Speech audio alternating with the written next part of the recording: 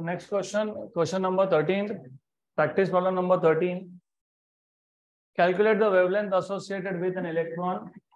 तो हमारे पास जो पार्टिकल है वो इलेक्ट्रॉन है, मतलब आपको इलेक्ट्रॉन का मास पता है, इट इज अज्यूम। आपको वेवलेंथ फाइंड करना है, मोमेंटम फाइंड करना है और स्पीड फाइंड करना है। Calculate wavelength, momentum and speed of electron under to different cases when it is excited through a potential of 54 volt. अभी 54 वोल्ट का पोटेंशियल क्यों दिया है ये आगे समझ में आएगा। It is very important value of potential, ये बहुत काम का वैल्यू है हमारा, बाद में देखेंगे व्हाई।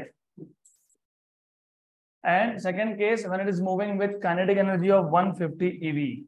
तो आपको दो केसेस में तीन पैरामीटर फाइंड करने हैं। तो let us first note down what we are supposed to find. We are supposed to find wavelength, we are supposed to find momentum and we are supposed to find speed. ये तीन parameter find करने हैं। Case ए में हमारे पास given parameter में है potential difference, 54 volt का potential difference हमको दिया है। तो depending on what is given to us formula अलग अलग यूज होगा। इस केस में अगर आपको वेवलेंथ फाइंड करना है तो which formula will you be using? चार या पांच फॉर्मूला थे ना, एक था h अपॉन p, एक था h अपॉन mv, एक था h upon under root of 2m ek where ek is kinetic energy, और एक था h upon root of 2m qv where v is potential difference. तो हमारे पास क्या दिया है? Potential difference. तो यहाँ पे क्या यूज होगा? h upon under root of 2m qv। लेकिन ये इलेक्ट्रॉन है, और इलेक्ट्रॉन के लिए मैंने आपको बताया था directly 12.28 upon under root of v angstrom, क्योंकि इलेक्ट्रॉन है, that is why you can directly use this. तो this is equal to 12.28 upon root of 54। What is root of 54? रफली अप्रोक्सीमेटली 7.5, 7 और 8 के बीच में। तो 7.3 7.4 के आसपास आएगा। तो 54 का रूट 7.34, और न्यूमरेटर में था 12.28 डिवाइडेड बाय 7.34, कितना आ गया? 1.67 एंगस्ट्रॉम, 0.167 नैनोमीटर, मतलब करेक्ट है। तो 1.67 एंगस्ट्रॉम, ये हो गया वेवलेंथ फाइंड। अब आपको क्या फाइंड करना है? मोमेंटम। अगर आपके पास वेवलेंथ की वैल्यू है तो फिर h अपॉन पी, तो p equal to h upon wavelength. h की वैल्यू 6.63 इंटू 10⁻⁻34। वेवलेंथ हमारे पास है 1.67 एंगस्ट्रॉम, मतलब 10⁻⁻10। रफली 1 जा एंड 4 जा, ये 10⁻⁻10 ऊपर जाएगा तो क्या होगा?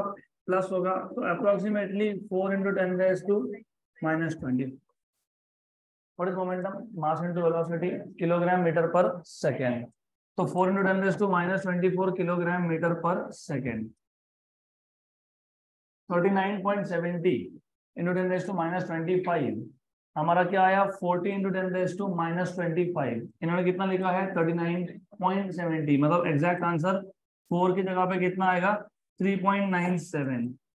सिर्फ हमारा डेसिमल यहाँ पे 24 है, 10⁻24, यहाँ पे कितना है? 10⁻25। तो हमारा आंसर भी करेक्ट है।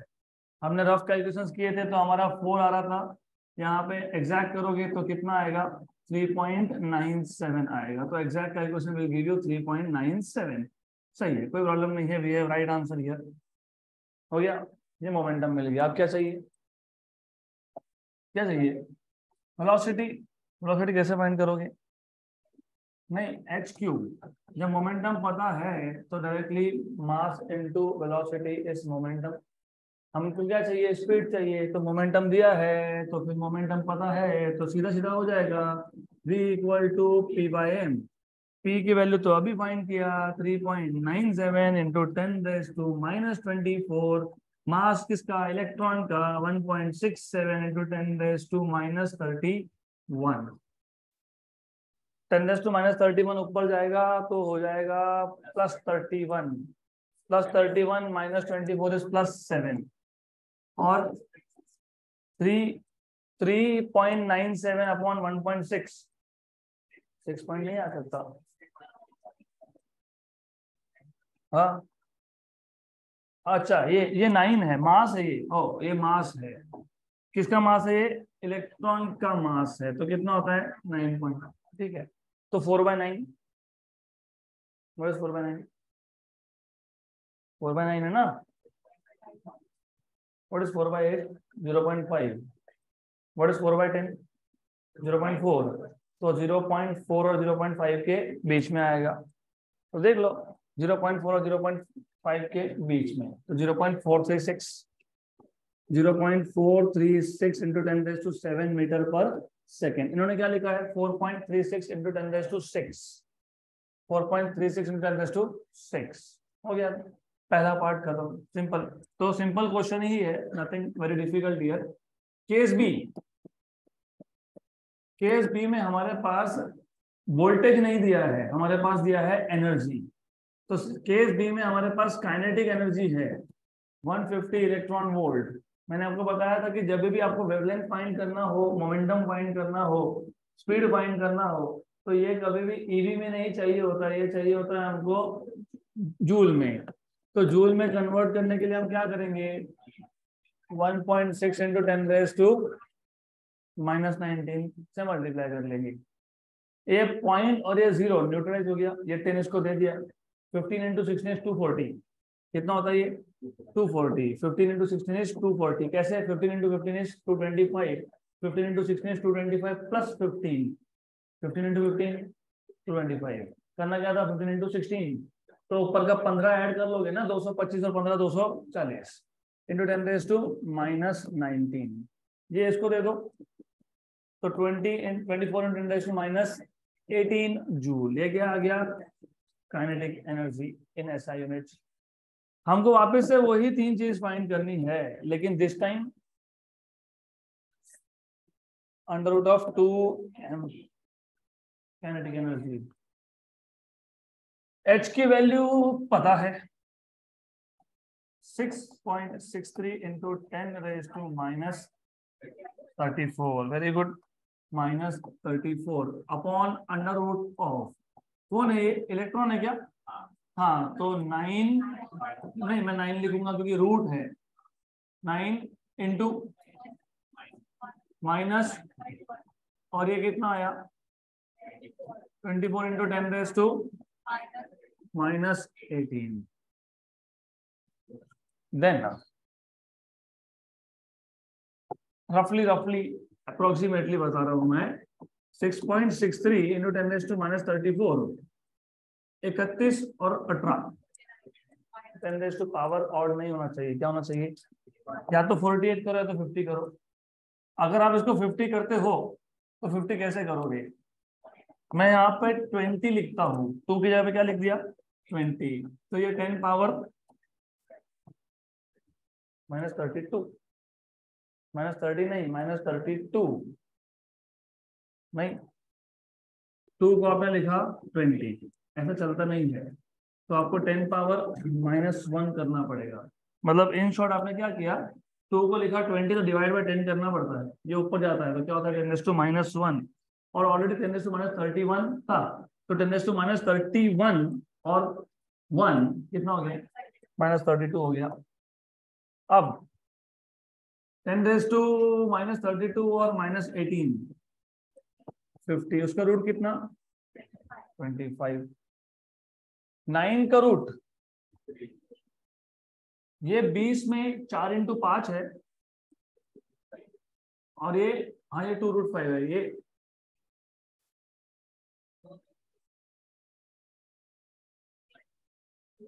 2√6, 2√5,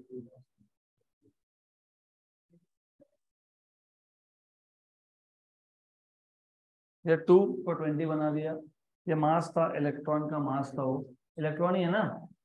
हाँ, तो इलेक्ट्रॉन का मास कितना होता है? 9 इंटू 10⁻⁻31, वो बराबर है। उसके बाद एनर्जी हमने लिख दिया, इलेक्ट्रॉन ही है, अच्छे से देख लो, इलेक्ट्रॉन है क्या? यस। तो हाउ अबाउट दिस? इसमें 4 है, 4 इंटू 5 है, इसमें 4 इंटू 6 है, 4 4 16, उसका रूट 4, तो 4 तो आ गया। फिर 5 इंटू 6 कितना, 30 30 30 30, रूट 30। What is root 30? 5.5 के आसपास, क्योंकि 5.5 का रूट होता है 30.25, तो रूट 30 कितना है, 5.5 के आसपास है, बराबर। बाकी सब हो गया, 3 आ गया, 4 इंटू 5, ये 5 बचेगा, इसका 4 बाहर आ गया, ऐसा हो गया। ये 30 है, 30 का रूट अभी अभी आपने बता दिया कितना था, 30 का रूट 5.5 मान लो, रफली रफली 5.5 मान लो, 1 जा 2.21 था।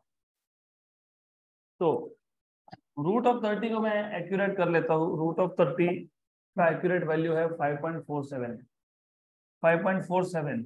उसके बाद नीचे क्या है, 4, नीचे 4 है।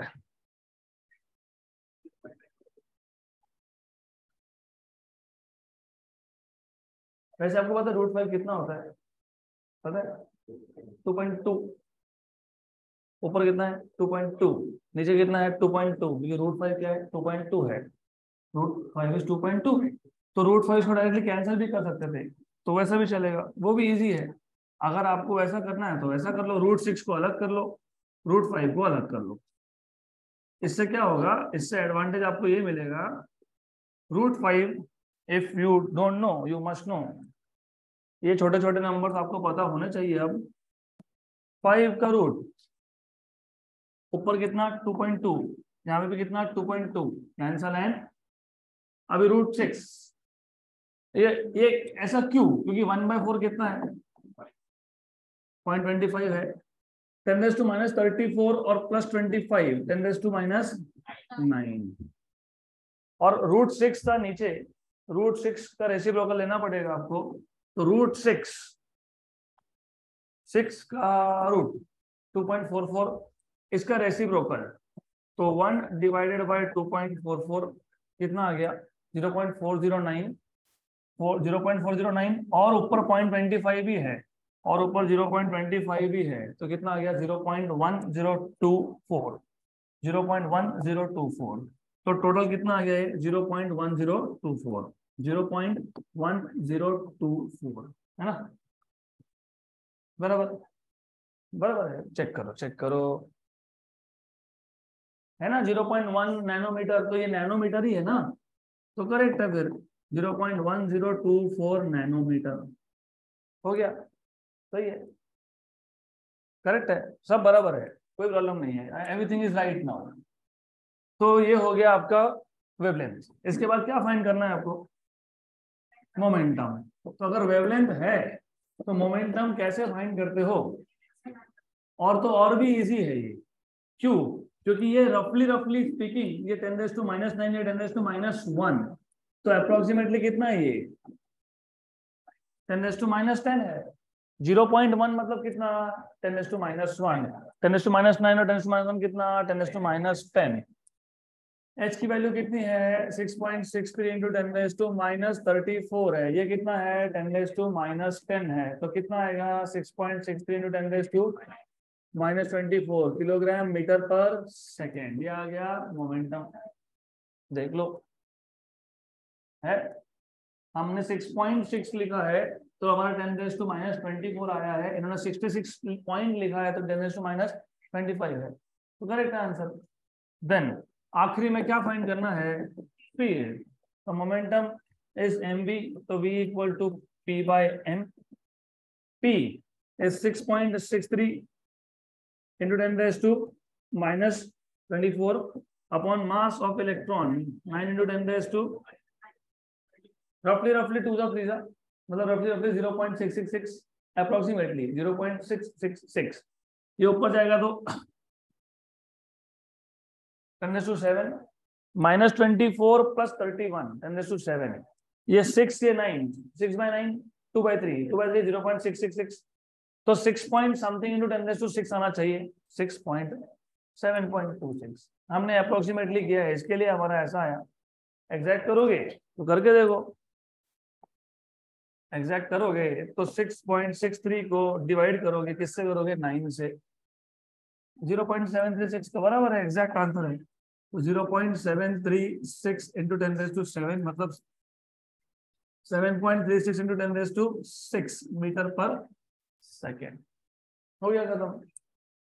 तो as far as formulas are concerned, उसमें कुछ है ही नहीं। अगर आपको वोल्टेज दिया है, इलेक्ट्रॉन बोला है, तो 12.28 अपॉन रूट ऑफ वी। अगर आपको काइनेटिक एनर्जी दिया है तो फिर h upon under root of 2m into kinetic energy. बाकी तो सारा पार्ट ऑफ कैलकुलेशन है।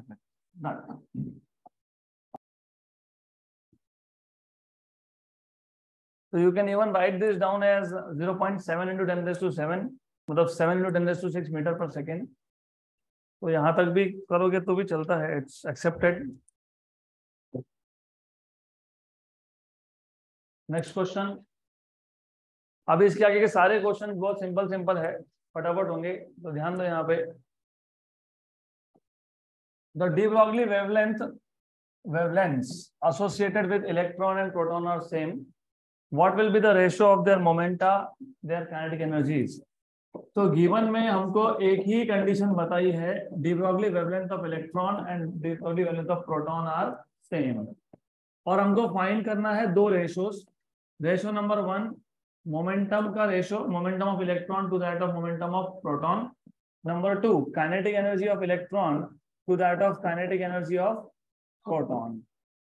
तो जब मोमेंटम का रेशो फाइंड करना है और इंफॉर्मेशन अगर आपको वेवलेंथ का दिया है, तो फिर आपको पता होना चाहिए lambda equal to h upon p, तो p equal to h upon lambda. Number 2, क्योंकि आप मोमेंटम का यहाँ पे रेशो फाइंड करने ही वाले हो, क्या फाइंड करना था? और काइनेटिक एनर्जी का रेशो। तो काइनेटिक एनर्जी सुना तो पहले दिमाग में क्या आता है हमारे? h upon under root of 2m/e²। तो is this method wrong? No, it is right. लेकिन अगर ऐसा करने जाओगे तो स्टेप्स बढ़ेंगे। इफ यू रिमेम्बर, हमने कल के ही लेक्चर में देखा था, काइनेटिक एनर्जी होता है हाफ mv²। तो जानबूझ के हम m से मल्टीप्लाई डिवाइड कर लेते हैं। ये m से मल्टीप्लाई डिवाइड करने की वजह से क्या हुआ? पता है क्या हुआ? ये मोमेंटम है, ये मोमेंटम का स्क्वायर बन गया, तो ये आ गया आपके पास p²/2m। इसको कैसे यूज करोगे? क्योंकि यहाँ तो रेशो फाइंड होने वाला है किसका? मोमेंटम का। फिर किसका फाइंड करना है? काइनेटिक एनर्जी का। तो थोड़े से स्टेप्स कम हो जाएंगे आपके। तो रिमेंबर, काइनेटिक एनर्जी का रेशो जब फाइंड करना हो तो फिर p²/2m। तो वैसा भी हो सकता है, simple. Then extremely simple question है, momentum of electron upon momentum of proton equal to 1। क्यों 1? वेवलेंथ सेम दिया है, h तो वैसे भी कांस्टेंट है, तो h upon lambda e, h upon lambda p, h lambda e lambda p, क्योंकि they are same, they are equal. तो हो गया रेशो 1, तो यू हैव रेशो एज 1। अब ये रेशो 1 आ गया। उसके बाद हमको क्या फाइंड करना था? काइनेटिक एनर्जी का रेशो। तो काइनेटिक एनर्जी का रेशो फाइंड करना है तो वो भी कर लो। Energy of electron upon energy of proton equal to momentum of electron upon 2me upon momentum of proton upon 2me, 2mt, not me, mp। 2 और 2 तो ये आ जाएगा momentum of electron upon momentum of proton का square. Denominator का denominator जाएगा numerator में, लेकिन ये p/pp 1। तो energy of electron upon energy of proton is equal to 1 का square is 1, mass of proton upon mass of, ये होता है 1836, 1836। कैसे? Energy of electron upon energy of proton, mass of proton 1.67 into 10⁻⁻27 बराबर, और 9.1 इंटू 10⁻⁻31।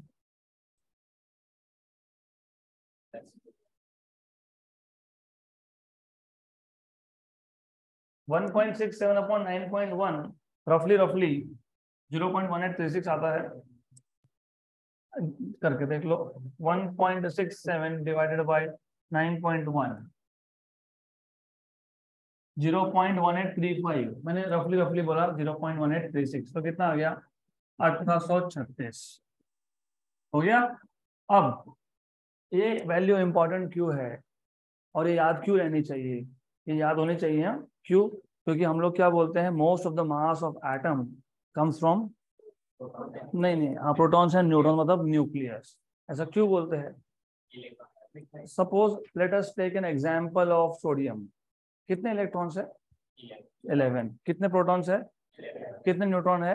11। मतलब nucleus के अंदर 22 है टोटल, 11 प्रोटॉन और 11 न्यूट्रॉन्स। तो आपको पता है मास ऑफ प्रोटॉन और मास ऑफ न्यूट्रॉन लगभग सेम होता है। तो मास ऑफ प्रोटॉन, अभी मैंने बताया, मास ऑफ प्रोटॉन यहाँ पे हमने किया ना solve, mass of proton is how much, कितना आया मास ऑफ प्रोटॉन, कितना आया 1836 times of mass of electron.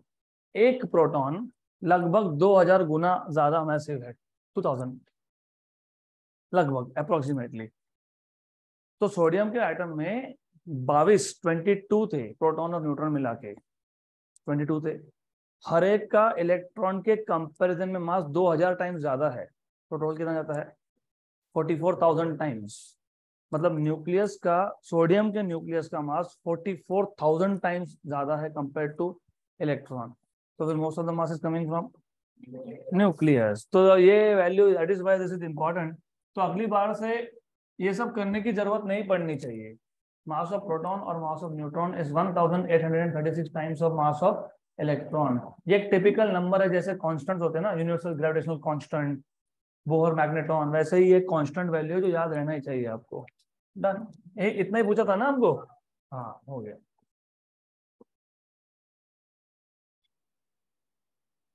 Next question.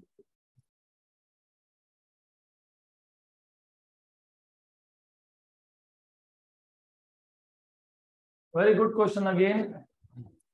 Two particles have same de Broglie wavelength and one is moving 4 times as fast as other. If the slower particle is an alpha particle, what are the possibilities for the other particle? तो हमारे पास question में ऐसा दिया है कि हमारे पास दो particles है, दोनों पार्टिकल्स का डी ब्रॉगली वेवलेंथ क्या है, सेम है। पहले का डी ब्रॉगली वेवलेंथ λ1, दूसरे का λ2, और दोनों क्या है, सेम है। इसमें से एक पार्टिकल का speed 4 times of another particle है, और जो स्लोअर पार्टिकल है वो कौन है, अल्फा पार्टिकल है। तो दो पार्टिकल थे, दोनों का वेवलेंथ क्या था, सेम था, राइट। उसमें से एक स्लोअर है, तो वो कौन सा है, अल्फा है। तो सबसे पहला काम करो, 1 या 2 किसी में से एक को अल्फा बोल दो। तो लेट अस से ये अल्फा है, बराबर। अगर ये अल्फा है, स्लोअर कौन है, अल्फा, मतलब नंबर 1 कौन है, स्लोअर, तो फास्टर कौन है, नंबर 2। तो V2 equal to 4 times of V1। और दूसरा कौन है पता नहीं, तो फिर X बोल देते हैं, राइट। तो दूसरा X पार्टिकल है। तो this is a question where you are supposed to find out what is X find करना है आपको। तो λ1 क्या था, लैम्डा अल्फा। λ2 कौन है, लैम्डा X। V2 कौन है, X, तो Vx। ये कितना हो गया, 4 टाइम्स ऑफ V अल्फा। यहाँ पे थोड़ा सा भी गलती किया तो आंसर हो जाएगा। अब पूछा गया है आपको, find out what is X, find out what is X find कर लो। Then formula is extremely simple. क्यों? क्योंकि if you remember, wavelength mention किया है, स्पीड मेंशन किया है, तो डी ब्रॉगली हाइपोथेसिस में ऐसा आएगा lambda equal to H upon mv, क्योंकि v मेंशन किया था और लैम्डा मेंशन किया है, तो H upon mv। Directly momentum दिया होता तो H अपॉन p, एनर्जी दिया होता H upon under root of 2me। Then अब क्या करेंगे, हमारे पास इंफॉर्मेशन किसका है, वेवलेंथ का सेम है। तो अल्फा पार्टिकल का वेवलेंथ अगर मैं लिखता हूं, तो lambda alpha equal to H upon m alpha V alpha. X particle का लिखता हूँ तो lambda X equal to H upon M X V X, दोनों को डिवाइड कर देता हूँ। डिवाइड क्यों कर रहा हूँ? क्योंकि दोनों सेम है, तो रेशियो क्या बन जाएगा 1। तो lambda alpha upon lambda X equal to H upon M alpha V alpha upon H upon M X V x.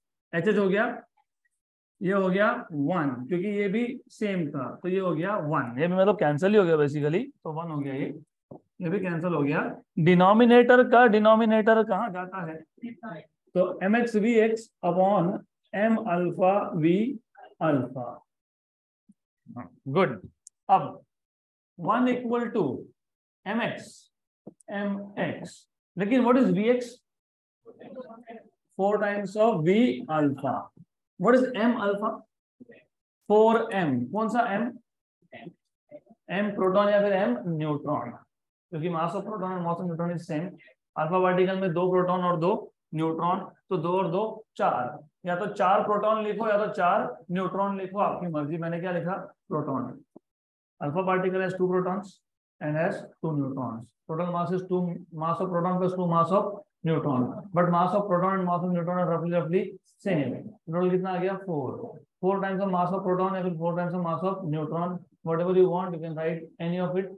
Then ये वहां पे कौन बचा? V alpha. Cancel cancel cancel cancel. तो mp इक्वल टू mx, मतलब x equal to p। x equal to मतलब proton है या फिर कौन है? न्यूट्रॉन है, क्योंकि mass of x particle is equal to mass of proton, लेकिन mass of proton is also equal to mass of neutron. तो फिर पार्टिकल कौन है? या तो प्रोटॉन है या फिर neutron. Therefore x is either proton और न्यूट्रॉन। अगर सिर्फ क्वेश्चन में थोड़ा सा चेंज करते, अगर ऐसा बोल देते that the particle is accelerating through potential difference, तो कौन सा होता? If the particle is accelerating through potential difference, proton. Electron का तो क्वेश्चन ही नहीं है, प्रोटॉन और न्यूट्रॉन है। न्यूट्रॉन्स पोटेंशियल डिफरेंस में एक्सेलरेट होते हैं क्या? क्यों नहीं होते? चार्जलेस है। तो एक छोटा सा सेंटेंस ऐड कर देते अगर, राइट, तो फिर हमको समझ में आ जाता कि वो पार्टिकल एग्जैक्टली कौन सा है। लेकिन ऐसा नहीं बोला है, तो फिर हम दोनों ही पॉसिटिव लेके चलेंगे। तो एक्स इज इधर प्रोटॉन और it is neutron. Next question.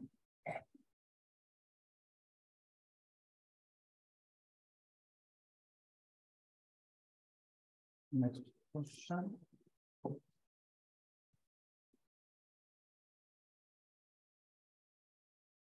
Oh, very simple question. What is the speed of a proton having de Broglie wavelength of 0.08 angstrom? Very short question. आपको de Broglie wavelength दिया है 0.08 angstrom.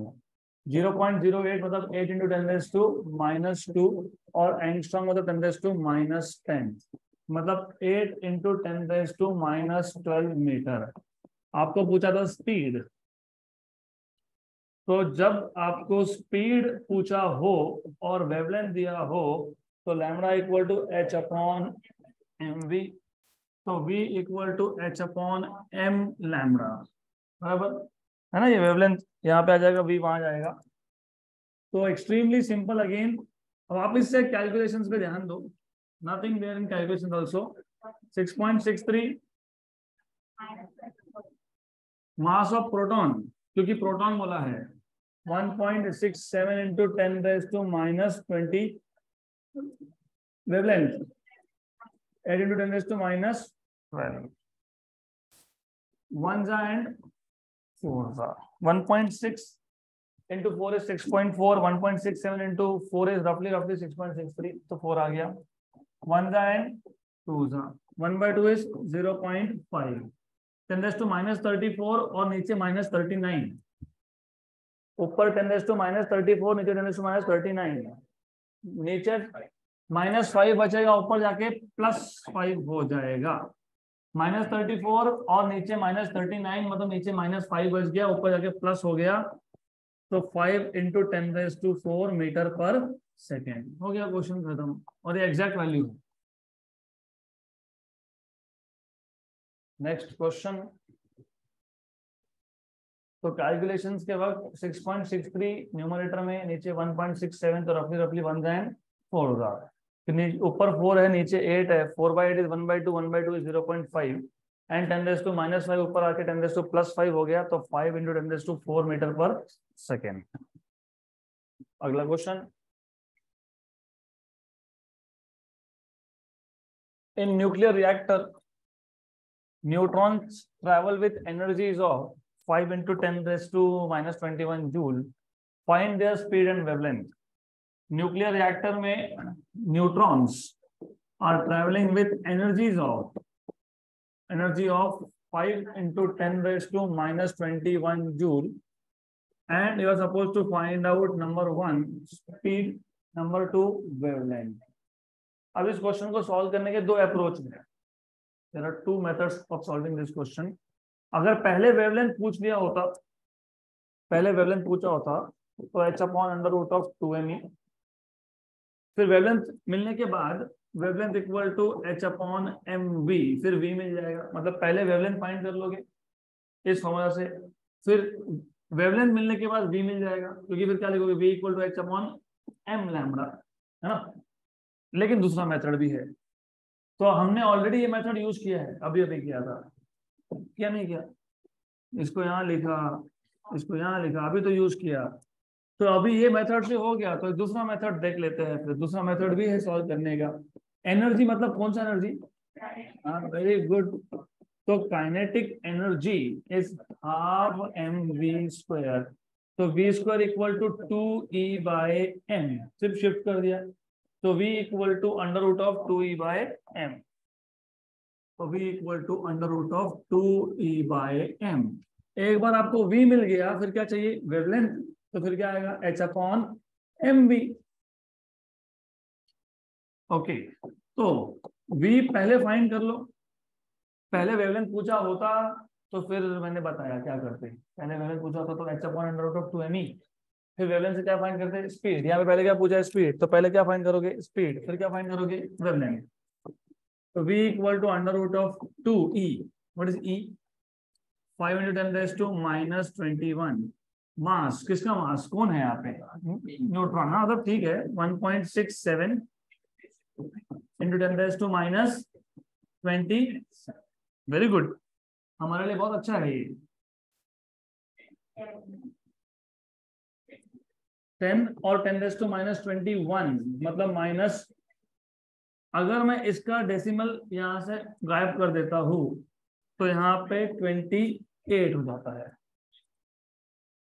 मैंने decimal से वहां से हटा दिया, that's all I have done. तो नीचे क्या बचा, 16 × 10⁻28। ये ऊपर जाएगा तो क्या हो जाएगा, अरे क्या हो जाएगा, 10⁻8, 16, 10⁻8 का रूट कितना, और 16 का कितना, व्हाट इज 1/4, 0.25। तो 0.25 × 10⁻4 मतलब 2.5 × 10⁻3 मीटर पर सेकेंड। हो गया स्पीड का क्वेश्चन सॉल्व। अभी क्या चाहिए, वेवलेंथ। अब वेवलेंथ के लिए h/mv, एंड रिमेंबर, मैं बार बार एक ही चीज बोलता रहता हूं कि कैलकुलेशंस करते वक्त थोड़े से आपको ट्रिक्स पता होने चाहिए। प्रोटॉन न्यूट्रॉन के लिए 1.67 × 10⁻⁻27। स्पीड कितना है, नहीं यूज करना, ऊपर का यूज करो, 10⁻4 इससे क्या होगा पता है, इससे 1 जा 4 जा, ये डिनोमिनेटर का डिनोमिनेटर कितना आ गया, 16। ये 10⁻23 ऊपर जाके +23, 10⁻34 और 10⁻+23 कितना आ गया, 10⁻11। -11 का माइनस में इसको शिफ्ट कर दो, 1.6 × 10⁻10 मीटर मतलब कितना, 1.6 एंगस्ट्रॉम। और यही एग्जैक्ट आंसर भी है।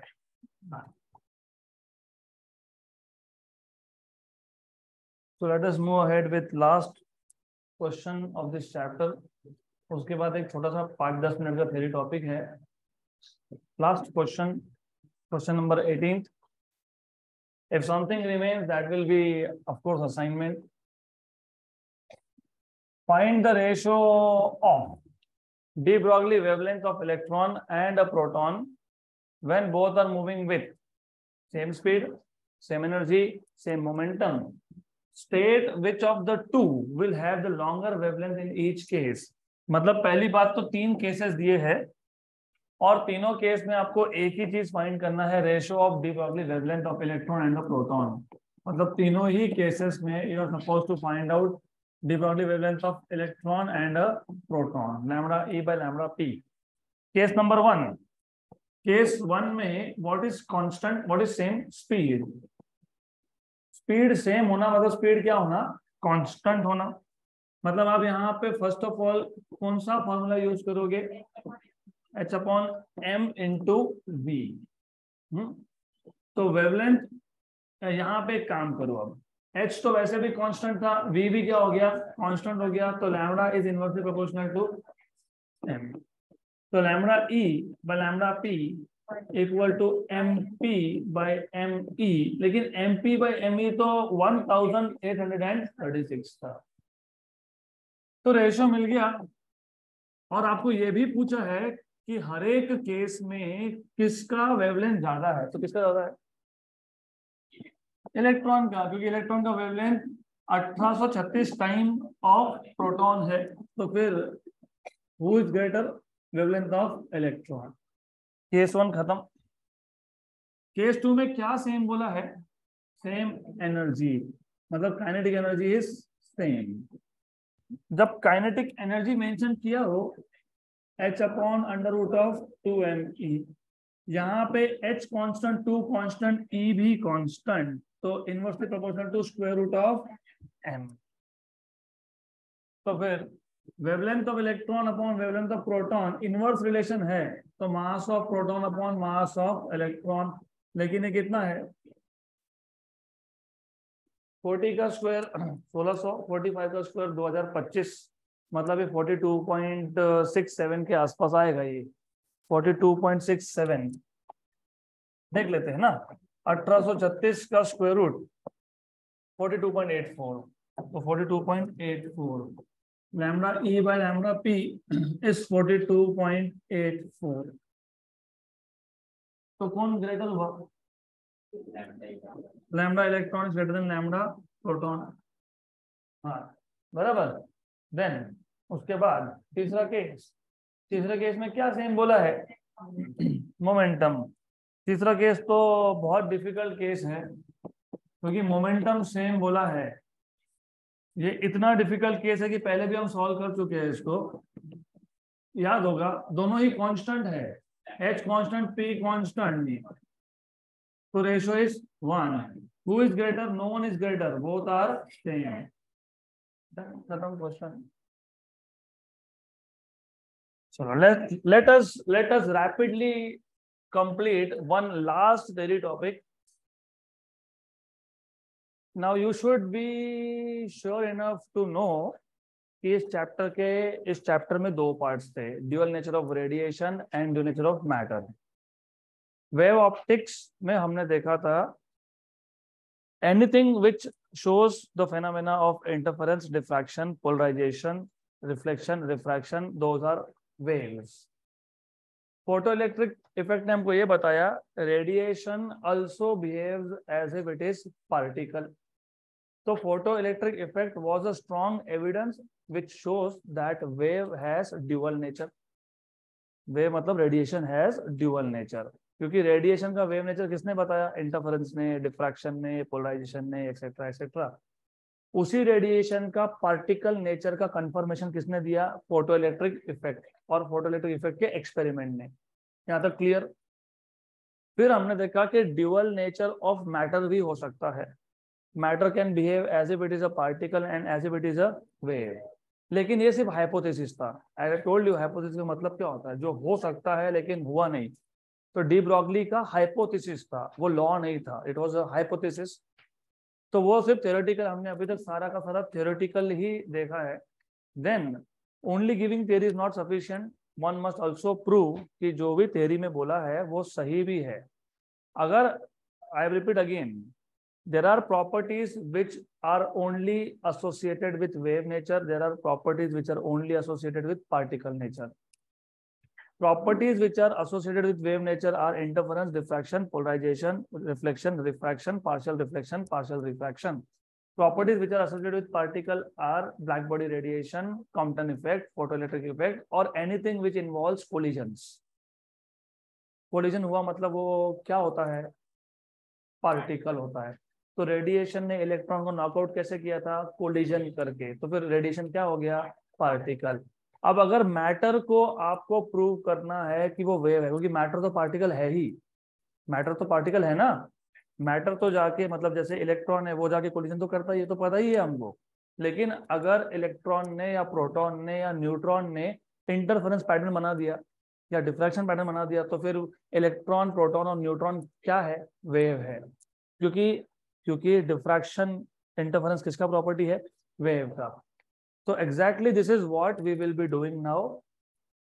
Already dual nature of radiation ये फोटो इलेक्ट्रिक इफेक्ट ने बता दिया था एक्सपेरिमेंटली, लेकिन ऐसा कोई एक्सपेरिमेंट हमने देखा नहीं जो मैटर का वेव नेचर बताता हो। रिमेंबर, आई रिपीट अगेन, क्योंकि एग्जाम में लिखते गड़बड़ करके आते हैं। रेडिएशन का पार्टिकल नेचर कौन बताता है, फोटो इलेक्ट्रिक इफेक्ट।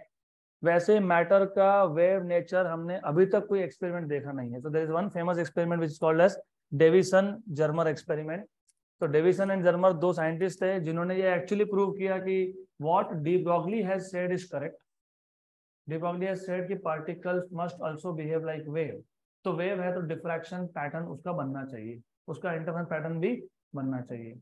तो ये जो एक्सपेरिमेंटल सेटअप है, this experimental setup will prove कि इलेक्ट्रॉन्स का भी डिफ्रैक्शन पैटर्न बनता है। तो इसके लिए पहले डिफ्रैक्शन पैटर्न आपको अच्छे से पता होना चाहिए। डिफ्रैक्शन पैटर्न में एक सबसे ब्राइटेस्ट स्पॉट होता है, क्या नाम था उसका, प्रिंसिपल मैक्सिमम। उसको तुम बोलते हो सेंट्रल मैक्सिमम, क्योंकि उस केस में वो स्क्रीन के सेंटर पे बना था। हर बार सेंटर पे बनेगा ऐसा नहीं है, लेकिन वो सबसे ब्राइटेस्ट है, तो क्या है, प्रिंसिपल मैक्सिमम। उसके दोनों साइड्स पे क्या है, फर्स्ट ऑर्डर मिनिमा। फिर क्या है, secondary maximum, first order secondary maxima. फिर क्या है, सेकेंड ऑर्डर मिनिमा। फिर क्या है, वापस से maxima but of less intensity.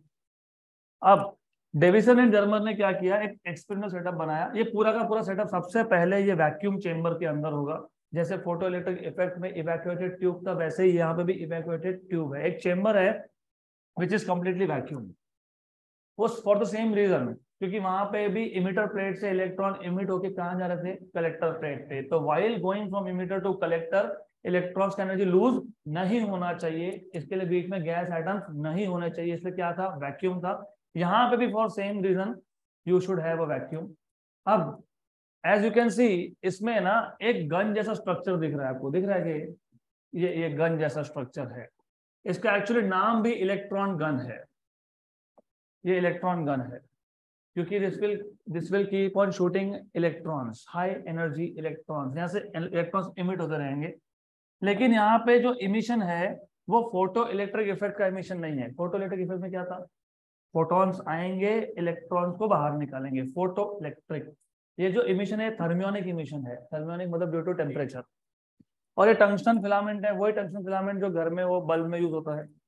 वहां पे देखा होगा स्पाइरल शेप, तो दिख रहा है यहाँ पे स्पाइरल शेप। तो ये फिलामेंट कौन है, ये टंगस्टन का ही फिलामेंट है। टंगस्टन ही क्यों यूज करना है, क्योंकि टंगस्टन का एक स्पेशल प्रॉपर्टी है, हाई मेल्टिंग पॉइंट। यस, और आप जब उसमें से करंट पास करते हो तो because of current it gets heated. और यहाँ पे थर्मियोनिक इमिशन मतलब इलेक्ट्रॉन का emission due to high temperature. आप अगर एक सब्सटेंस का टेम्परेचर बढ़ा रहे हो तो टेम्परेचर की वजह से भी इलेक्ट्रॉन फ्री हो जाता है, फोटोन की वजह से तो होता ही होता है, लेकिन ऑल्सो बिकॉज ऑफ हीट। तो जैसे ही करंट पास करोगे ये टंगस्टन फिलामेंट हीट होगा, और हाई मेल्टिंग पॉइंट है तो तुम ज्यादा टेम्परेचर ला सकते हो, और जैसे टेम्परेचर बढ़ गया तो इलेक्ट्रॉन विल बिकम फ्री। अब इलेक्ट्रॉन्स फ्री होके इलेक्ट्रॉन्स है, इलेक्ट्रॉन क्लाउड जैसा बन जाता है, वो क्या करते हैं, रिपेल करते हैं। फिर रिपेल होने की वजह से क्या होगा, ये हर डायरेक्शन में जाने लगेंगे। तो ये बीम क्या है, डाइवर्जिंग बीम है। अब वो डाइवर्जिंग बीम को हमको करना होता है कॉन्वर्ज, और एक हाईली फोकस्ड बीम बना होता है जैसे लेजर लाइट। ये ट्यूबलाइट हाईली फोकस नहीं है, वो डाइवर्जिंग है, और ये जो है ये हाईली फोकस है। इसको बोलते हैं कॉलिमेशन करना, collimate is to bring all the energy in the same direction. तो यहाँ पे आप देखोगे कि एक कॉलिमेटिंग एनोड है, कॉलिमेटिंग भी है और एनोड भी है। कॉलिमेट करना मतलब सारे इलेक्ट्रॉन्स को सिंगल डायरेक्शन में कॉन्सेंट्रेट करना, और एनोड मतलब ये पॉजिटिव है, मतलब ये क्या करेगा, ये इलेक्ट्रॉन्स को एक्सेलरेट करवाएगा, क्योंकि मैंने क्या बोला, हाई एनर्जी इलेक्ट्रॉन्स चाहिए। तो जैसे ही इस फिलामेंट में से, मतलब इलेक्ट्रॉन गन में से इलेक्ट्रॉन इमिट हुए, वो डाइवर्ज होने लगे ही थे कि ये कॉलिमेटिंग एनोड ने पहले तो इनको कॉलिमेट किया। कॉलिमेट करना मतलब हाईली कॉन्सेंट्रेटेड बीम बनाना। वो कैसे बनाया वो डिटेल तुमको रिक्वायर्ड नहीं, सिर्फ पता होना चाहिए कॉलिमेशन मतलब to bring all the electrons in the same direction. और एनोड क्या करता है, वो एक्सीलरेट करता है। तो ये जो हाई एनर्जी कॉलिमेटेड इलेक्ट्रॉन बीम है, वो सीधा गया निकेल टारगेट पे जाके हिट कर दिया। ये निकेल का क्रिस्टल हमारा टारगेट है। अब निकेल क्रिस्टल के अंदर, of course nickel crystal is solid, उसके अंदर क्या है, एटम्स है, बहुत सारे एटम्स है। मैंने आपको बताया था जब इलेक्ट्रॉन किसी भी एटम से या फिर उस एटम के न्यूक्लियस के साथ इंटरैक्ट करेंगे तो क्या होता है, याद है, स्कैटरिंग, बताया था मैंने। क्वांटम इफेक्ट के टाइम पे मैंने बताया था कि छोटी छोटी चीजें हैं जो आपको पता होनी चाहिए। ये इलेक्ट्रॉन है, ये एटम है, ये न्यूक्लियस है। इलेक्ट्रॉन कौन है, नेगेटिव है, न्यूक्लियस कौन है, पॉजिटिव है। तो फोर्स ऑफ अट्रैक्शन की फोर्स ऑफ रिपल्शन। तो हाई एनर्जी बीम आया, उसको अट्रैक्शन की वजह से, अट्रैक्शन किसने किया, न्यूक्लियस ने। किसके न्यूक्लियस ने, निकेल के न्यूक्लियस ने। तो उसका पाथ क्या हो गया, चेंज हो गया। इसको बोलते हो स्कैटरिंग। क्या बोलते हैं उसको। तो अब देखो क्या हुआ, इलेक्ट्रॉन का बीम आया, मटेरियल के अंदर गया, मटेरियल के अंदर कौन है, एटम्स है। एटम से क्या हुआ, स्कैटरिंग, स्कैटर होकर क्या हो रहा है, ये यहाँ पे आ रहा है, तो डायरेक्शन चेंज करके आ गया। तो this is an experiment which involve scattering of electrons. अब अकॉर्डिंग टू क्लासिकल थ्योरी, ये भी पता होना चाहिए, बहुत जगह पे तुम ये सुनते रहोगे, classical theory, classical theory, classical theory. BSc करोगे, एमएससी करोगे तो भी क्लासिकल थ्योरी। पता होना चाहिए क्लासिकल थ्योरी मतलब क्या। क्लासिकल थ्योरी मतलब इलेक्ट्रॉन पार्टिकल है। क्वांटम थ्योरी के हिसाब से इलेक्ट्रॉन वेव भी है। इलेक्ट्रॉन कौन है, पार्टिकल है। कौन सी थ्योरी के हिसाब से, क्लासिकल। तो जब भी बोला होगा ना according to classical theory, according to classical theory मतलब electron can only be particle, क्योंकि तब तक ये ड्यूअल नेचर का कॉन्सेप्ट ही नहीं आया था। तो अगर इलेक्ट्रॉन पार्टिकल है तो हमको हर एक एंगल पे same amount of electrons detect होने चाहिए। देखो यहाँ पे एक डिटेक्टर है जिसको मूवेबल डिटेक्टर बोला है। ये एक स्केल है, ये स्केल पे जो लाइन से ये एंगल मेजर करते हैं। दे जस्ट मेजर एंगल, कितने एंगल पे कितने इलेक्ट्रॉन्स आए। तो ये जो स्केल है दिस इज एंगुलर स्केल, जहां पे एंगल मेजर होता है। और ये मूवेबल डिटेक्टर है, इसको कहीं पे भी मूव कर सकते हो। तो एज यू कैन सी ये जो डिटेक्टर है ना, ये मूवेबल डिटेक्टर है, इसको तुम कहाँ पे भी मूव कर सकते हो। तो अकॉर्डिंग टू क्लासिकल थ्योरी, अगर इलेक्ट्रॉन सिर्फ पार्टिकल होता, इलेक्ट्रॉन अगर सिर्फ पार्टिकल होता तो इलेक्ट्रॉन हर एक एंगल पे सेम नंबर में मिलना चाहिए था। यहाँ पे देखा तो उतने ही इलेक्ट्रॉन आ रहे हैं, यहाँ पे देखा तो भी उतने ही आ रहे हैं, यहाँ पे देखा तो भी उतने ही आ रहे हैं। अब हम देख तो सकते नहीं है इलेक्ट्रॉन्स को, फिर क्या करते हैं, कलेक्ट करते हैं। फिर क्या करते हैं, करंट मेजर करते हैं। तो देखो ये जा रहा है क्या, 2 गैल्वेनोमीटर। तो डिटेक्टर क्या करेगा, इलेक्ट्रॉन को कलेक्ट करेगा, कलेक्ट करके कहाँ भेजेगा, गैल्वेनोमीटर के पास। वो क्या करेगा, करंट मेजर करेगा। और अगर इलेक्ट्रॉन पार्टिकल होते तो हर एक एंगल पे सेम करंट मिलना चाहिए था। मतलब हर एक जगह पे 2 micro ampere, 2 micro ampere, 2 micro ampere, 2 micro ampere. मैं एग्जाम्पल के लिए 2 बोल रहा हूँ, but you should get same current at all the angles. लेकिन होता क्या है, और बाय द वे ये जो एक्सपेरिमेंट डेविसन एंड जर्मर ने परफॉर्म किया था, इन्होंने वोल्टेजेस चेंज करके देखी थी 48 वोल्ट से 64 वोल्ट तक। क्योंकि यहाँ पे वोल्टेज अप्लाई किया ना आपने, बैटरी अप्लाई किया आपने यहाँ पे। और यहाँ पे ये मैंने आपको बताया था, जहां जहां पे ऐसा कुछ देखो मतलब क्या होता है, वेरिएबल पोटेंशियल सोर्स, मतलब यहां से तुम पोटेंशियल डिफरेंस चेंज कर सकते हो। तो इस एक्सपेरिमेंटल सेटअप में वो प्रोविजन था जिसमें आप वोल्टेज चेंज करोगे। तो 48 वोल्ट, फिर 49 वोल्ट, फिर 50 वोल्ट, फिर 51 वोल्ट, फिर 52 वोल्ट, ऐसा अलग अलग वोल्टेज रख के देखा। फाइनली 54 वोल्ट पे, मैंने बोला था आज 54 वोल्ट का कुछ इंपॉर्टेंस है, वो आएगा आगे जाके, आज ही बोला था 54 वोल्ट का एक स्पेसिफिक इंपॉर्टेंस है। तो एग्जैक्टली 54 वोल्ट पे हुआ क्या, एग्जैक्टली 54 वोल्ट पोटेंशियल डिफरेंस पे हुआ ऐसा कि 50 डिग्री एंगल पे 54 वोल्ट, और ये जो एंगल थीटा है ये 50 डिग्री।